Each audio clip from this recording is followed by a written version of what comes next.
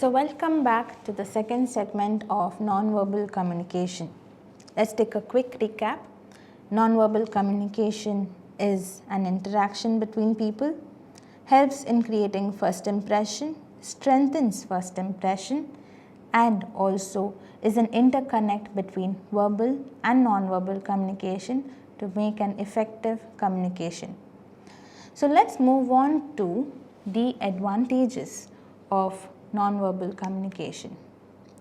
But before that, let's understand how effective and powerful can nonverbal communication be. 1. Nonverbal communication helps to create images in mind. So in my first segment, I spoke about in a storytelling how a person can create a scenario.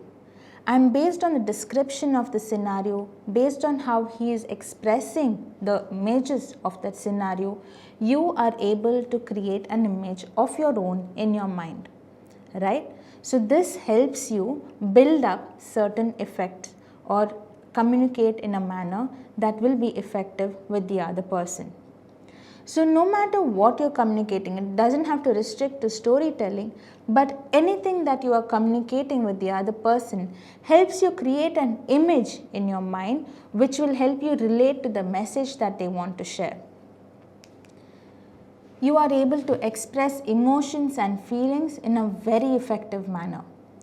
Now when you have to talk about good news, you don't come with a dull look or a very low voice. You'll definitely come with a happy look, you'll have eyes glittering, you'll have emotions in your voice because you have something fun or something exciting to share. But when you have a sad news to give, definitely you'll be all gloomy and your voice would be low. Your body language in turn would also slouch when you have a bad news to share. So all of these non-verbal communications help you connect with your emotions and feelings, which in turn will help you to transmit the messages to the other person or to the person opposite you. Mr. Novello was a criminal investigator and he was into the FBI for a long span in time. And he has caught many spies because he was a spy catcher in the FBI. And he now, though retired, speaks about the power of nonverbal communication.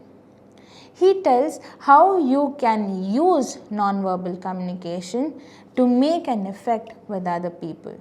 How the nonverbal communication helped him catch thousands of criminals, and also how it helped him in moving further in his life, be it in his professional life or personal life. So here is a TED talk by Mr. Novello who will help you understand the power of nonverbal communication.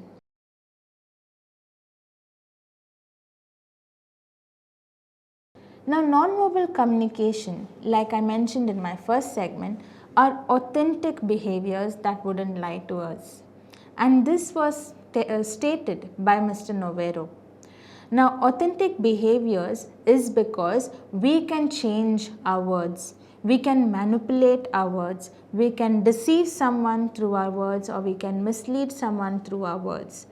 But our actions, our facial expressions, the gestures, eye contact or the eye expressions, the vocal tone that we have to share, everything cannot lie altogether. He says that there is some truth in all of us, and that is the reason we are able to catch someone. Because a person cannot completely lie until and unless he is a pathological liar and a diagnosed one. So you cannot tell that I am so and so because I like to lie. No. Every one of us has a tint of truth in us, and that is anyway seen in the expressions or in our non-verbal cues that we share with the other person. He says that when you speak about non-verbal communication, it is effective but slow, because to understand non-verbal cues or non-verbal behavior takes time, and you may not always understand what they are expressing, or you may at the initial time or initially it may be misleading or misguiding. But over time, when you get to know a person, you are able to see how their non-verbal behaviors are. And when this happens, you are able to sympathize, you are able to connect with them because of these non-verbal cues. And when you understand this non-verbal behavior or non-verbal cues, it helps you be more genuine, it helps you be more humane and sympathetic in different situations. That's the reason when you see these girls selling some pens in the bus stop or coming near a bakery and selling keychains, you do feel bad because you're able to connect with them through non-verbal behavior. Until and unless you turn a blind eye and you go ahead or you cross them and you don't even bother. But when you actually look at them, you do feel somewhere sympathetic towards them, somewhere sorry towards them, and then you reach out and help or give them a lending hand to whatever they need. This is the power of non-verbal behavior. So what do we understand by the advantages of non-verbal behavior? Verbal may give you a certain kind of message, may give you a certain kind of clarity, but non-verbal behavior gives you even more better clarity about the message that you want to share. Now let's say, for example, you want to tell your parents about something that's happening in college, and you're unable to share that because you lack words, or you may feel that they don't understand you. So when this happens, you can connect with them only through your non-verbal behavior. Your parents may see that you're a bit hesitant, your body language may be a little fidgety, and you're not able to share, or they may not understand what you are trying to say, and their body language may also share that. Okay, we don't understand what you're trying to say, you seem a bit confused, what exactly is happening. So when this happens, your actual body language or what you want to share can provide more clarity to help you connect with your parents. Non-verbal behavior reduces a lot of time. While speaking, we may speak 1,000 words, but with non-verbal behavior, just a look, a particular touch, or a glance is enough to communicate what you are feeling. Now this works mainly when you're expressing emotions. You can't go and tell in the viva, okay, I'm not going to speak because it is a waste of time. You should understand what I'm trying to say just by not speaking. Now that doesn't work, right? Non-verbal behavior works highly with emotions when you cannot share what you are actually feeling. So a person then comes, maybe touches you, and then you burst out crying, or gives you a hug and you feel a sense of comfort. All of this is through non-verbal behavior. So instead of speaking and venting out what you are going through, it reduces time. Similarly to how I told you when a session, just silence is therapeutic enough for both the client and the therapist. Why? Because the silence is what was needed. Silence not only physically but also in the mind. Just take some time and imagine yourself in a beach. Close your eyes and imagine that you are in a beach. And as you're in the beach, just think about the waves coming in and touching your feet. What are you feeling at this moment? What are the thoughts running in your head? Give it some time and endorse yourself in the beach with the waves splashing on your feet. And this happens, you feel a sense of calm. You feel a sense of togetherness. You feel a sense of control over your body. Right? Have you noticed your thoughts might have died down because of what you are focusing on? Non-verbal behavior is exactly that. If you are able to focus on how you want to express your emotions, your thoughts will eventually die down. Your thoughts will not overcrowd themselves in your mind, and you will not have any stammering or stuttering or any confused look, but you will have a focused look. You will have a look of determination, and you will be able to connect with the other person because of the sense of calm and the controlled feeling that you are going through. Non-verbal behavior is quick in transmitting messages as compared to verbal behavior. When we speak about quickness, we want everything done in an instant, right? So when we do this, what happens? We are able to connect with each other in an instant. We are able to share a message in an instant.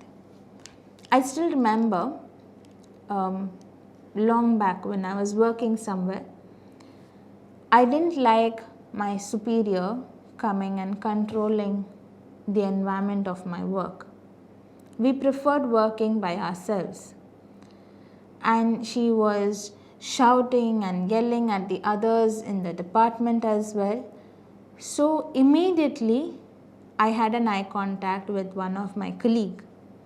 And at that point in time, we were just wondering, how can we escape the situation? So I just told her, excuse me ma'am, I've got some work somewhere and I need to go there right now. So I was able to skip that and immediately followed my colleague. We didn't have to speak to each other, but we just had a glance. A quicker transmission of message on how to escape some unpleasant meeting that you don't want to approach, right? So you are able to connect with your friend or your colleague whom you know understands your nonverbal cues. This also helps in quicker transmission of message. Nonverbal behavior highly is effective with people who cannot hear or understand language. Now I know you will tell that there are sign languages that help them understand. True, but not everyone is learning sign language.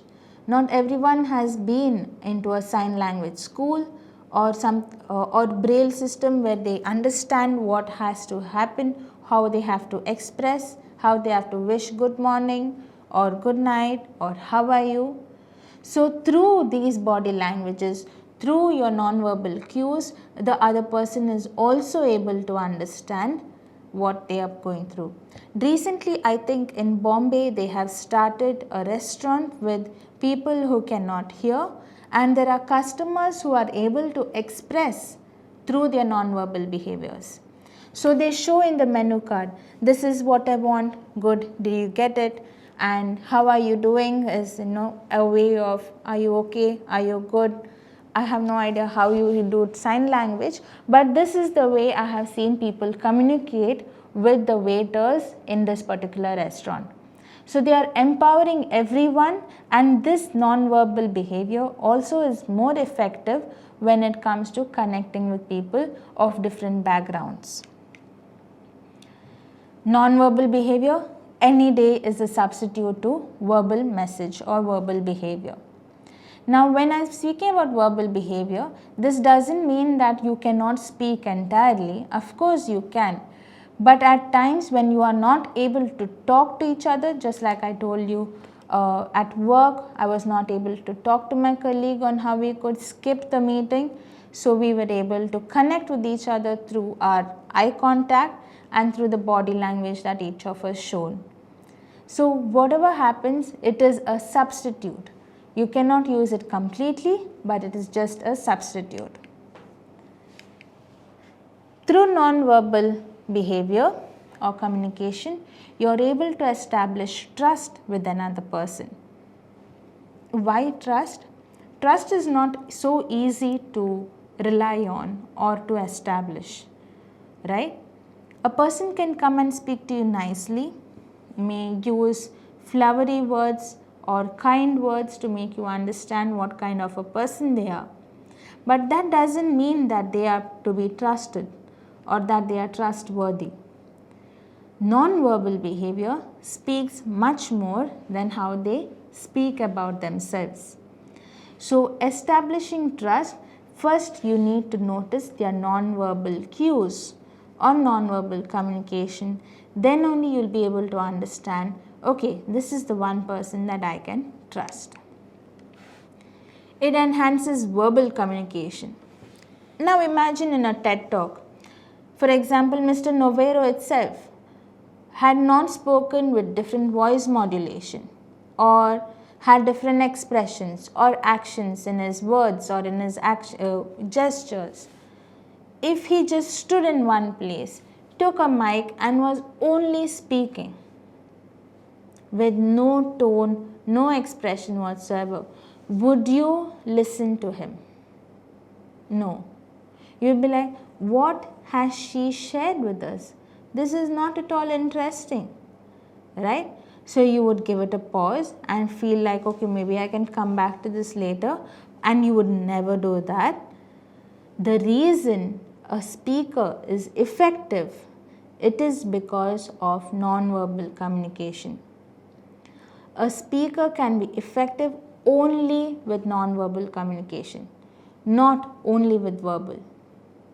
Now, along with non-verbal, he also or she also has an effective verbal communication. You remember I told you they are interconnected, and only if they operate together it can be more effective. So this is the reason why. It enhances a person's speaking ability, it enhances how they are able to communicate themselves in a verbal communication, and it makes them one of the best public speakers ever. Now you needn't have to be a public speaker. Just how you connect with each other, just how you convince each other, how you communicate with each other can be more effective only when verbal and non-verbal communication is strong. Non-verbal behavior also allows for quick communication. You quickly want to say something, you will say, but a person may not understand. So you have your gestures, your eye contact, your facial expression coming in sync with your words, and the person is able to pick up what they want to share. It conveys emotion. Like I said, your emotions, your feelings may not be able to reach out through words, but it is only with your non-verbal behavior that you're able to share your emotions and connect with each other. It improves relationship. How, let's say in a marriage or among friends, you're unable to talk to each other among other people around. So what happens there? Since you know each other for a long time, you're able to maintain eye contact, you're able to understand each other's behavior, you're able to see if a person is comfortable in this position or not. You're able to see if the person is comfortable with a huge gathering or not. Just like children. Children are not able to express that they are, verbally express that they are not comfortable in a room. So they cry, they become cranky, they start pulling their hair, or they start hitting someone. All of this is a non-verbal communication. And this enhances relationships as well. It creates an engaging atmosphere. Let's say, as a speaker, there's an audience in front of you and they're all listening to you. In between, you may have 3 or 4 who are dozing off. What would you do? Maybe you would call them out, or maybe you would ask them to come up on stage, and you would ask them to enact what you are speaking. That also helps in non-verbal communication. Now you don't need to do this every time, but you as a speaker can showcase more of your emotions, can showcase more of your expressions through your non-verbal communication. You remember before we had this translator? So when someone is speaking English, someone else would speak in Hindi or some other vernacular language so that the local people understand. And then you have another person who has it in sign language. so that people who cannot hear can also understand. All of this creates a very engaging atmosphere. Now, I'm not saying you need to have sign language learned just to connect with people. No. What you have innately is enough to connect with people. Non-verbal communication is effective even in a noisy environment. You are unable to hear each other. Let's say you go for a wedding, or let's say you go for a concert, and the music is so loud you are unable to hear each other. So what do? No, you don't use WhatsApp, but you can use your non-verbal communication, right?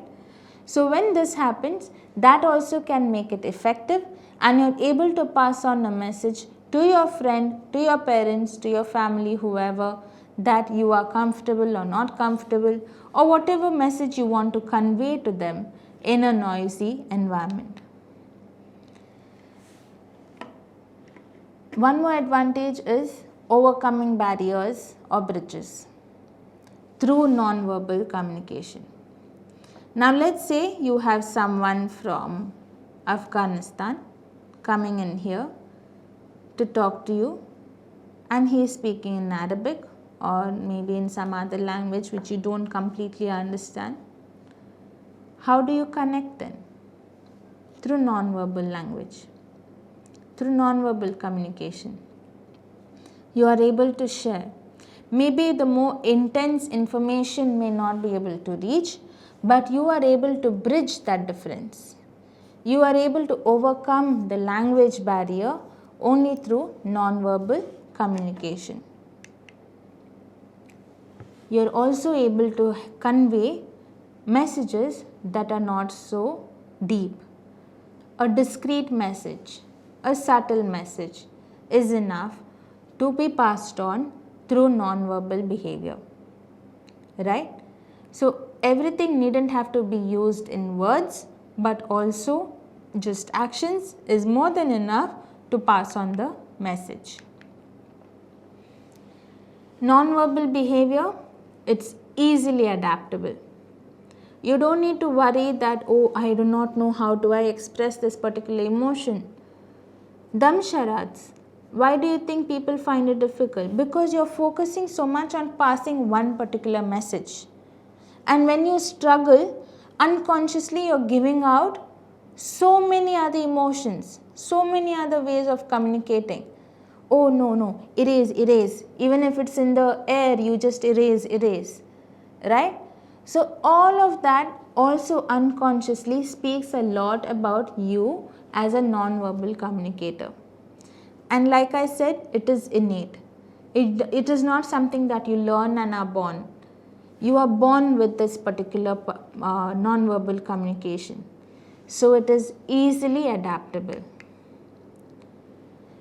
When you have non-verbal communication, your presentation is also appealing. Recently, I came across a video regarding online therapy, especially for youngsters, and free of cost. And the first person, he has no voice modulation. He had no expression of excitement or even grief, but would stand straight like he is standing for the national anthem, and he would just tell what he had to tell. So we have this particular web series, or we have a particular app for therapy. So if you feel depressed, please do call on this below number. That's it.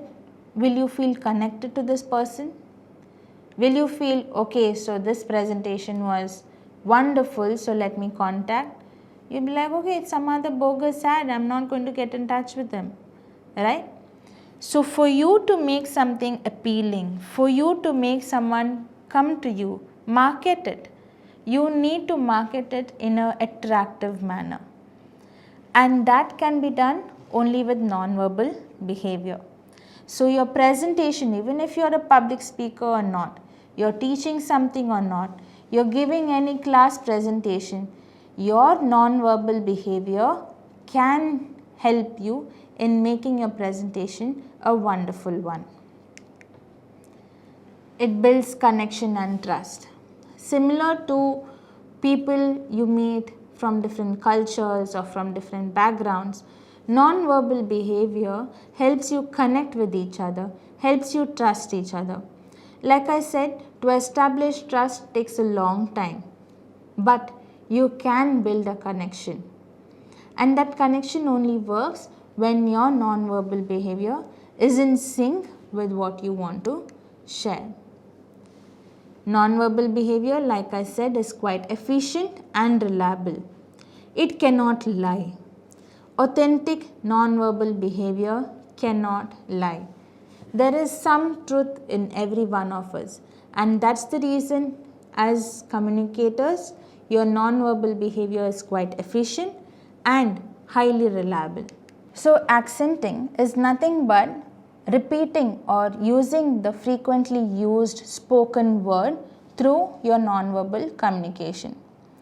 A very simple example, if I have to tell my daughter not to do something or to keep her shoes out now and she doesn't listen, I say it 2 or 3 or 4 times and she still doesn't listen, and then I would be just like, what are you doing? No, I cannot tell my daughter's name, but then so and so, and then my eyes glare, my nose flare, and that is enough for her to understand the message. So accenting doesn't mean only in anger, but also emphasizing a particular word. So all of these advantages help you in connecting through nonverbal communication. So we move on to the examples for nonverbal communication. Now, what can be the different ways of nonverbal communication? Now, indicating a yes can mean by nodding your head up and down, right? But then again, in different cultures, they can mean different things. But this can be a universal nonverbal behavior, just nodding your head to indicate that you agree or you want to say a yes to something. Appreciating someone.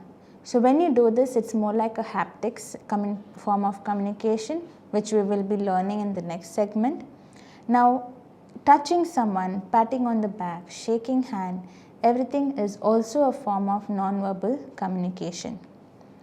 High five, also demonstrating success or happiness or something that you've been proud of about yourself or your friend or your partner or whoever you're communicating with, can also be a form of nonverbal communication.